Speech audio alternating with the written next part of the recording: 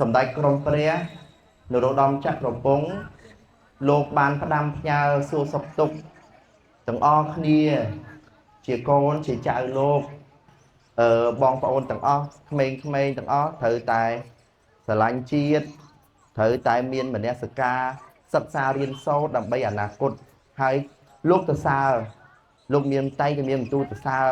ថ្នាក់ដឹកនាំរបស់បញ្ញាសាស្ត្រក៏ដូចជាបងប្អូនមកពី47ស្ថាប័នដែលបានចូលរួមនៅក្នុង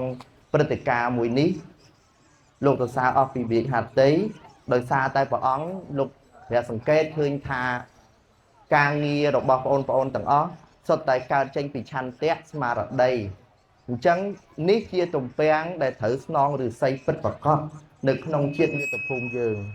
ខ្ញុំអត់មានអីទេហើយក៏សូមថ្វាយពពរព្រះអង្គពីចម្ងាយសូមឲ្យសម្ដេចលោកមានប្រសុខភាពល្អបច្ចុប្បន្នមានអាយុយឺនយូរស្ដេចគង់ដោយថាជាម្លប់សម្រាប់កូនចៅទាំងអស់គ្នាបាទហើយសូមអរគុណសូមអរគុណសូមអរគុណច្រើន